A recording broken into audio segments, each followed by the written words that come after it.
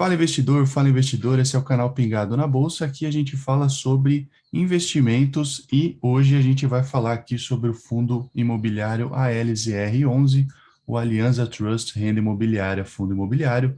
É o relatório gerencial de março de 2022. O relatório saiu recentemente aqui, agora em abril, tá? Então fica ligado até o final do vídeo para você ter mais informações sobre esse fundo. Se você não é inscrito no canal, eu vou pedir para você se inscrever antes da gente começar aqui a falar sobre o ALSR.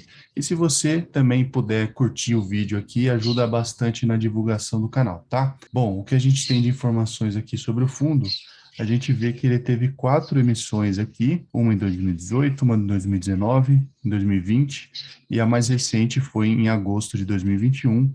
A gestora do fundo é a Alianza Gestão de Recursos Limitada, a administradora é BTG Pactual Serviços Financeiros e a taxa de gestão 0,7% ao ano sobre o valor de mercado, taxa de administração 0,20% sobre o valor de mercado e 0,05% a taxa de escrituração também sobre o valor do mercado. Todas essas taxas aí são anuais, tá? O valor de mercado aqui do fundo está em 600 milhões de reais, mais ou menos, 671 milhões de reais, e o patrimônio líquido em 642 milhões de reais. Só lembrando, isso aqui é você multiplicar todas as cotas pelo valor que elas estão sendo negociadas na bolsa. Isso aqui é uma avaliação que é feita aí geralmente anualmente sobre todos os imóveis do fundo. Aí esses imóveis são avaliados e a gente tem aí o patrimônio líquido do fundo, tá? A gente tem um valor patrimonial por cota de R$ 108,46 e são quase 6 milhões de cotas aqui, com 99 mil, quase 100 mil cotistas desse fundo. Então é um fundo grande, tá? E a gente vai ver algumas informações sobre ele aqui, um comentário mensal aqui do gestor.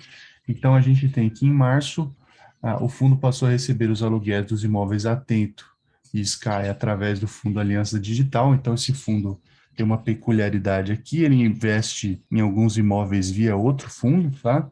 Corrigidos pelo IPCA, acumulado nos últimos 12 meses, na razão de 10,5%. Então, eles repassaram o IPCA para esses dois imóveis aqui, reajustando os aluguéis. E com isso, 9 dos 15 imóveis do fundo já tiveram seus aluguéis corrigidos pelo repasse inflacionário desse ano, o que representa cerca de 69% das receitas imobiliárias apuradas nesse mês de março. Ainda no primeiro semestre, também será corrigido o aluguel do imóvel Aptiv, que representa aproximadamente 5% do portfólio do LZR. Então, o restante, Balduco, BRF, que são dois imóveis, Coca-Cola FEMSA e IPG, terá sua atualização monetária efetivada ao longo do segundo semestre. Então, eles já estão repassando a inflação, né, o IPCA principalmente. No segundo semestre vai ter mais repasse, tá? Então, o próximo pagamento dos rendimentos do fundo, referente ao resultado caixa apurado em março, vai acontecer no dia 25/4, e o valor distribuído será de 77 centavos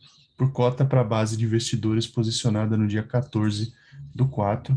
Então, já aproveita, me conta aí se você tem esse fundo, se você vai receber esse pingado aí.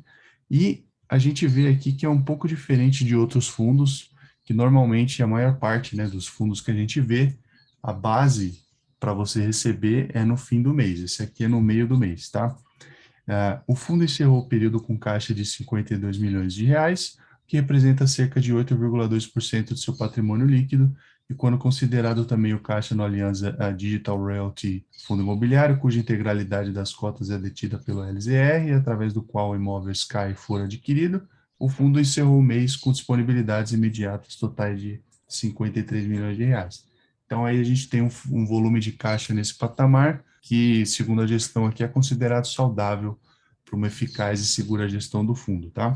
Então, aqui no mercado secundário, o volume médio diário de negociação das cotas foi de 1,2 milhão, né, 1.200.000 reais em março, e a base de investidores do fundo cresceu novamente no período, passando para 99 mil cotistas, em 31/3. Aqui o fundo também anunciou, no dia 14, através do comunicado ao mercado aí, que assinou um memorando de entendimentos para a representação dos principais termos e condições comerciais visando a concessão aí de período de exclusividade para possível venda do imóvel Clarion, que fica nas Nações Unidas aqui em São Paulo, tá?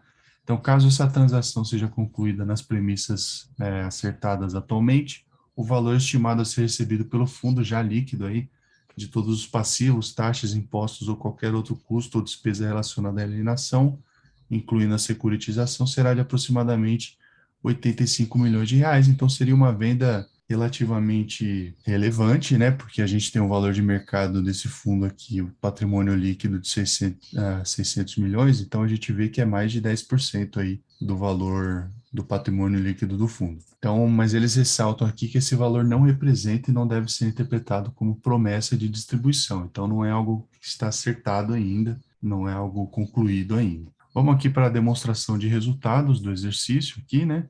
Então, em janeiro de 2022, tem uma observação aqui, os números apresentados já desconsideram os efeitos não caixa, depois que teve aquele problema com o MXRF, alguns fundos passaram a trabalhar dessa forma, tá? Então, a gente teve 4 milhões de reais, quase 5 milhões de reais de receitas imobiliárias, 5 milhões e meio, mais ou menos, 800 milhões com despesas de juros, a receita financeira líquida de IR, 235 milhões e 594 milhões de reais de despesas, sendo 610 milhões de despesas do fundo e outros 17 milhões positivos aqui. O resultado caixa, então, foi de 4 milhões 296 mil, 73 centavos de resultado por cota.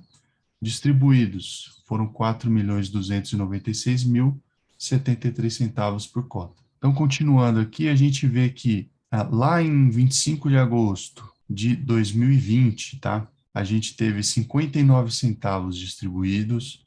Em outubro, a gente acabou tendo uma diminuição aqui para 36 centavos, mas desde então, desde 2020, o fundo conseguiu fazer o que alguns fundos não conseguem, que é aumentar a sua distribuição depois de emissões. Então, a gente vê que teve a terceira emissão, a quarta emissão, e aí a gente teve um aumento aqui, porque nesse mês o fundo bateu um recorde aqui de distribuição, tá? Para 77 centavos. Então, vamos dar uma olhada aqui em algumas das obrigações. Então, parcelas futuras do imóvel Decathlon. Então, eles apresentaram um fato relevante aí de aquisição no dia 30 de 12 de 2020, e o fundo já pagou pelo imóvel 44 milhões a título de sinal, quando concluíram a transação, e ainda possui uma obrigação de pagamento de mais duas parcelas, uma no fim desse ano, 10 de 12 de 2022, de 10 milhões de reais, e a última em 20 de 12 de 2023, de 24 milhões de reais. Também a gente tem aqui um CRI dos imóveis da DASA, que o fundo adquiriu. O fluxo de amortização aí futura desses CRIs nos próximos 3 anos é dessa forma. Então, 16 milhões de reais em 2023 e 22 milhões de reais em 2024. Esse ano não tem nada a pagar, tá? Não tem nada a amortizar o fundo. Aqui o aluguel por empreendimento, então a gente tem 15 imóveis diferentes, tá? O mais concentrado deles é o Clariant, em São Paulo, com 22%. O portfólio desse fundo é 100% ocupado por imóveis, né, por contratos atípicos. Aluguel por localização, 65% na Grande São Paulo, no estado de São Paulo, 8%, e no Rio de Janeiro, 27%. Por classes de imóveis, o fundo tem lajes corporativas, mais da metade do fundo é de lajes corporativas, galpões logísticos secos ou industriais, 19%, centros diagnósticos, 11%, data center, 5%, esse aqui é via outro fundo, tá? Varejo Big Box, 5%, e galpões logísticos refrigerados, 5%, então também é um fundo bem diversificado. Os aluguéis aqui por setores de atuação dos locatários, então também, mais uma vez, a gente vê a diversificação aqui. Então tem especialidades químicas, alimentos e bebidas, medicina, CRM, BPO, educação, enfim, tem vários tipos de aluguel por setor de atuação aí dos locatários, e os anos atípicos até os vencimentos das locações varia bastante aí de 3,6 para 14,3 anos. Isso aqui é número de anos aí do vencimento das locações, a média está em 8,9 anos, certo? Continuando aqui, então, a gente vê os aluguéis por faturamento anual.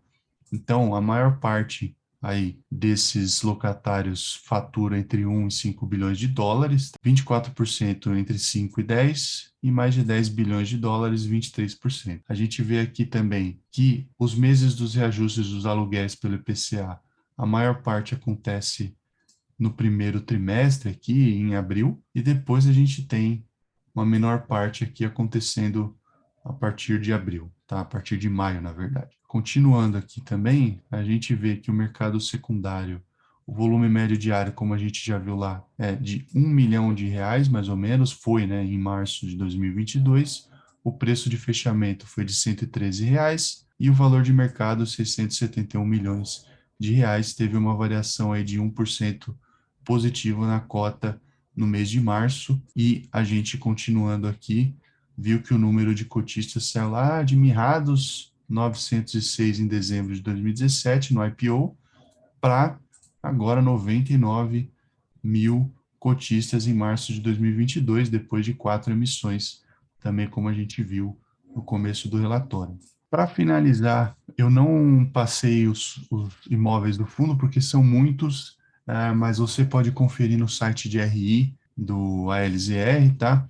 Mas é interessante a gente ver aqui que o fundo mostra uma política resumida de investimento. Claro que o ideal é a gente ler o regulamento do fundo, mas eles dão um resumo aqui. Então a gente vê aqui os ativos-alvo e outros ativos, então mínimo de 80% do PL do fundo deve ser destinado à aquisição de imóveis prontos, não residenciais, concomitante à celebração de contratos de locação atípicos, e até o limite de 20% do fundo é destinado a imóveis ou direitos reais sobre imóveis não residenciais, prontos ou em construção, entre outros. Eles não investem em hospitais e plantas industriais pesadas, tá? E a gente vê que é uma porcentagem pequena aqui, 20%, a minoria, pode ser investido em construção, tá? Em imóveis em desenvolvimento, o que diminui, de certa forma, o risco do fundo, porque ele já pega imóveis que estão performados, tá?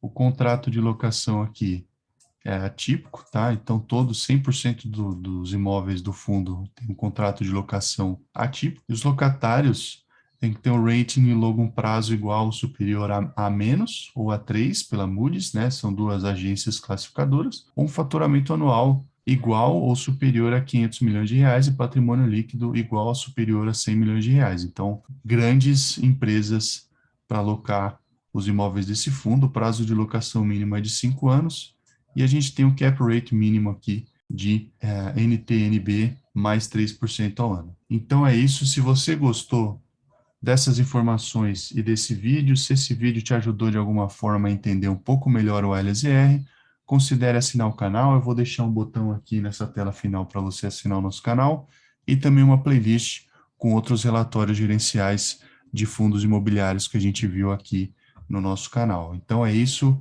Tchau.